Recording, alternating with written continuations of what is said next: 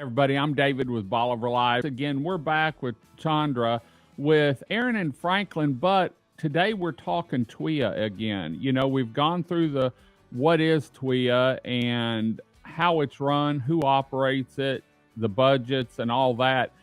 But they had a board meeting on the 8th, and Chandra, this was a big one because rate increases or decreases or stay the same had to be filed by the 15th of August. And so let's walk through what happened at the board meeting a little bit so that people understand what happened, why it happened like that, and what y'all had to do to make sure it was filed correctly. Thanks, David. So one of our obligations as a board is to,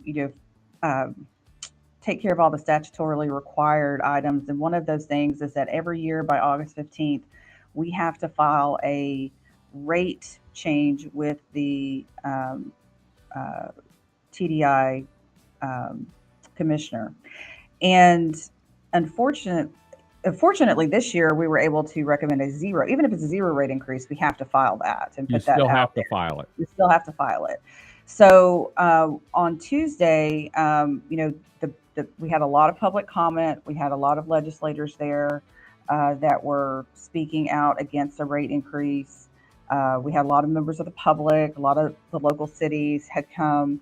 So we spent about an hour hearing public comment, and before we took a vote. And the actuarial and underwriting committee had met July 11th.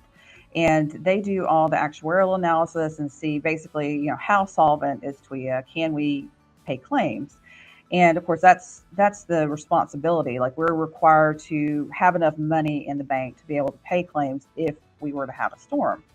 So what feeds into that, though, is, kind of a monster of our own making. We end up setting the P&L, which defines like how much insurance we're going to buy. We can buy more than that for reinsurance.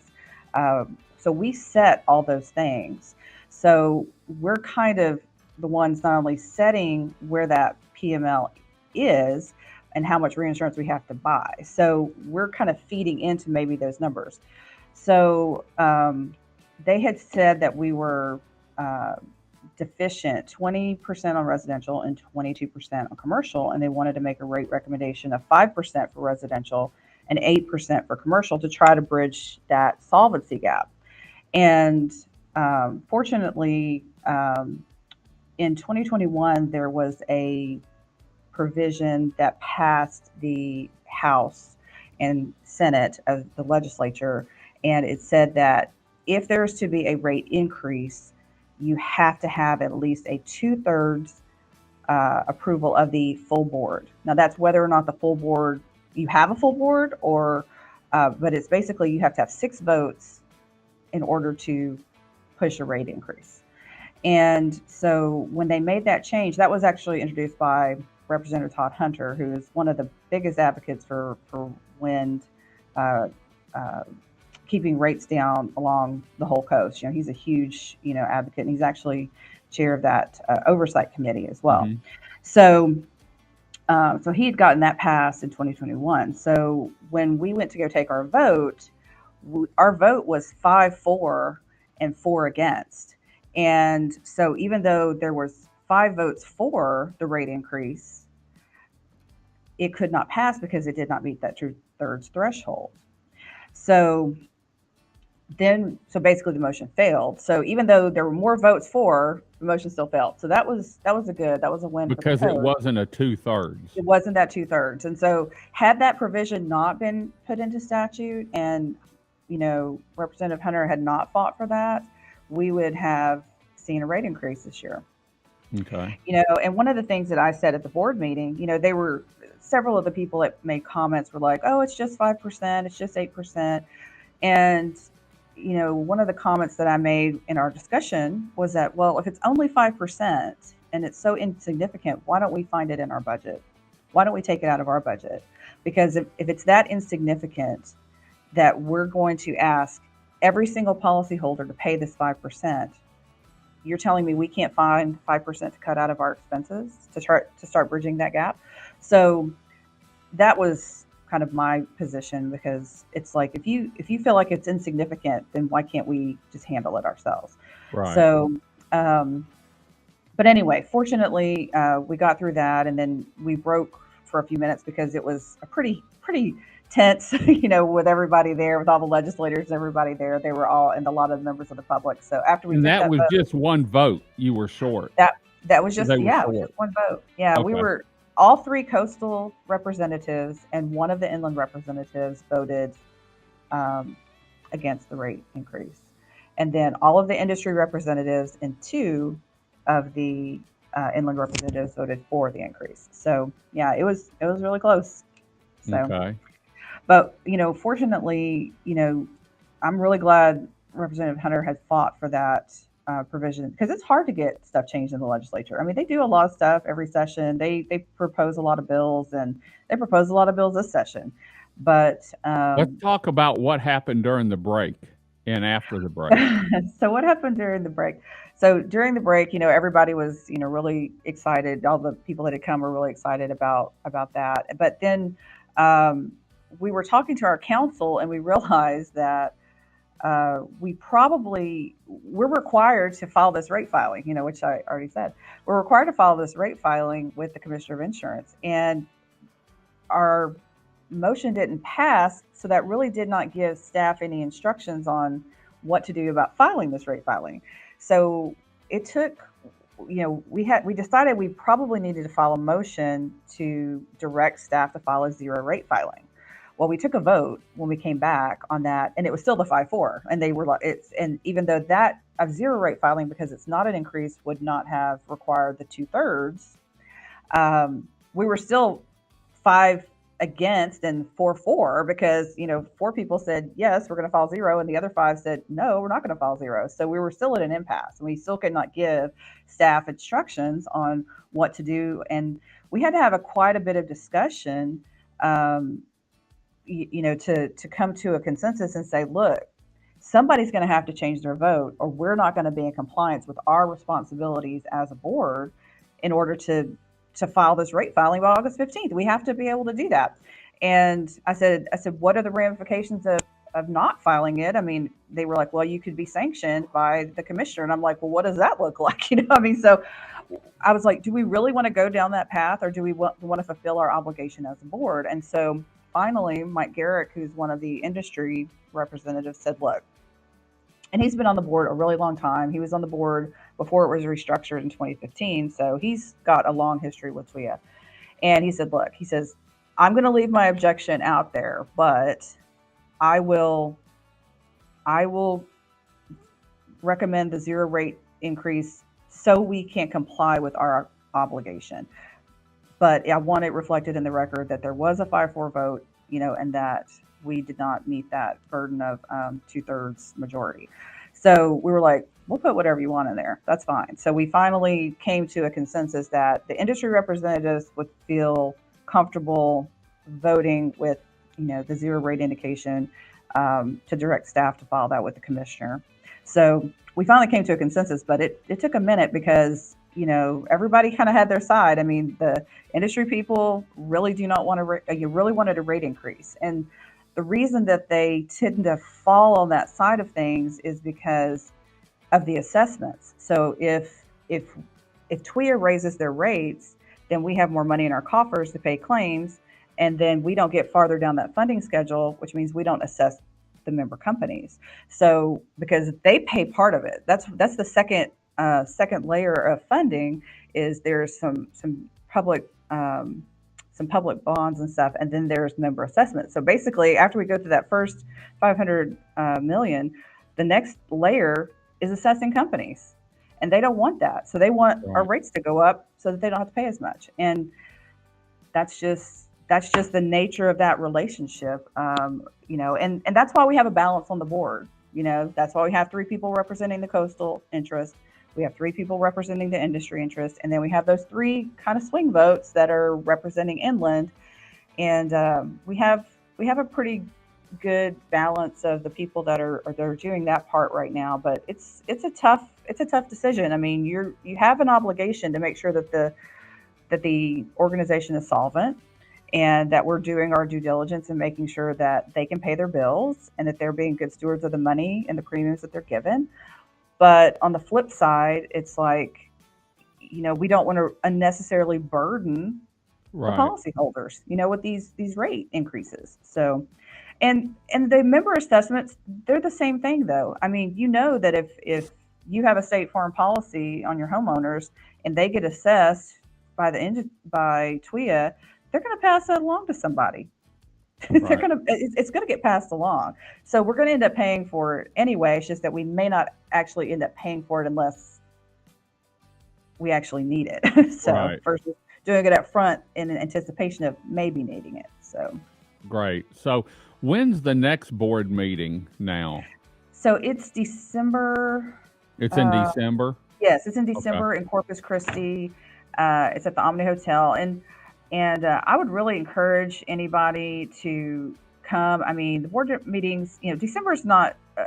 I would say August is the most volatile meeting because it's December 12th. I'm sorry, December 12th at the Omni Hotel in Corpus Christi, and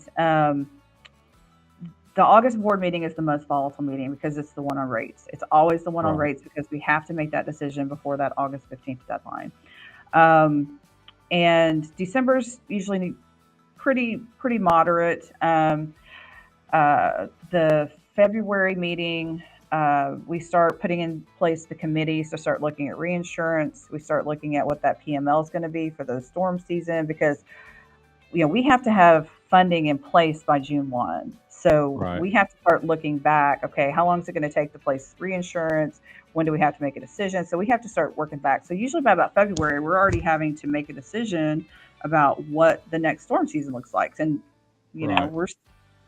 so it's there's a cycle that TWIA goes through with the meetings. But I would encourage anybody. I always give the legislators, of course, they get as much time as they want to speak their piece, but the public, we always give them at least 3 minutes. Usually, if they don't go on too long, I'll give them some more time to speak. But we had several people that spoke definitely over 3 minutes, 4 or 5 minutes. But it was compelling, and it's like if it's something that the board needs to hear, I don't usually cut them off. And I think maybe some of those comments made a difference because it's definitely influenced the inland voters. Yeah. So. And it's like Dallas and Austin, there's been some hail damage up there and stuff, and so they may not have this down here, but they have the tornadoes and the hail up there, and so when it depending on, like my mom, she just had to get a new roof. And she's up by Lake Travis. And so it's something that everyone really, it's not just it's everyone really needs to pay attention, on what's going on. Cause it always, if it goes up here, it's going to go up there too.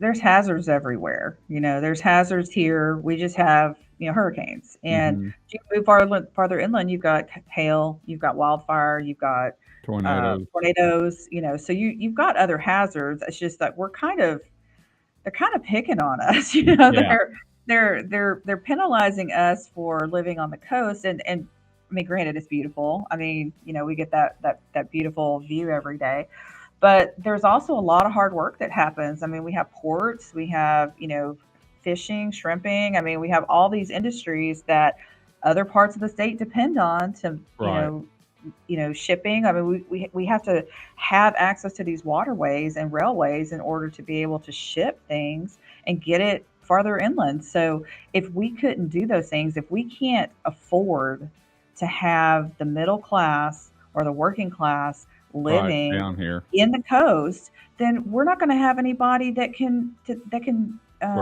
work in these industries and support the local economy or the greater state economy or even the world economy. Yeah. So it's got a big impact, and people really need to think about, all these things that feed into this. I mean, housing is a huge expense. It's probably the biggest expense people have in their Right. monthly bills. And, when you start tacking on, okay, I'm going to another 5%, 10%, it's like, that's Yeah. a It doesn't lot. And sound like much, but it adds up. it does, especially when that's your largest bill, Hmm. so. If people want to read more about TWIA and get information, is there a website they can go to? Yes, it's really simple. It's TWIA.org, TWIA.org, and they Okay. have a lot of good information on their website. And anything that's not there, they're usually pretty responsive. And of course, y'all can always reach out to me directly because if there's any problems with anything, I mean that's my job. Like I'm a Okay. coastal representative. I'm here to represent the coast, the coastal interests, and to make sure that y'all's voices are heard. And so while I'd love to you to come to a meeting and actually say something in the meeting and speak your mind or say Hmm. what issues you're experiencing or you've had with TWIA, because that's the only way the board's going to hear that is if Right. somebody says that. I mean, we're never going to see a letter that comes in. I mean, occasionally, if there's a letter that comes in addressed to me, I get it. So they scan it and send it to me.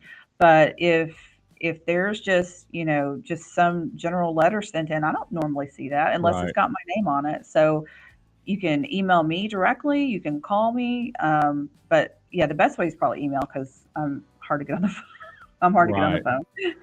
Well, we're going to try and do another show diving into TWIA a little bit more. And I haven't figured out how we're going to do it or get the questions, but we'll talk about it and see if Yeah, we can get maybe from these first two shows, people will have questions and we can just right. answer And what their questions anyone that's are. got questions that maybe wants an answer, you can email me or Chandra. I know my email is david@coastaloutdoorsgroup.com, and I'll make sure I get it. And we'll try and post an email and get some questions in, and you and I can go over them beforehand and talk about them a little bit, and then maybe do a show on that here in the next week or two. So, That sounds great. Yeah, TWIA is kind of a mystery, and nobody really knows how it works. And I don't claim to know everything. I do know a lot more than probably most people, but there's right, still some things that because I'm kind of at a board level, like I don't get down in the weeds in a lot of things, so I may not know the exact answer, but I know who to ask, so we can right. find out together. Right. Well, thanks for joining us today. And remember, you can always see Aaron and Franklin shows here on Bolivar Live every Friday at 10:30. We look forward to doing the next show with you. All right, you too. I'll see you soon, David. Thank Uh-huh. you. God bless and bye-bye.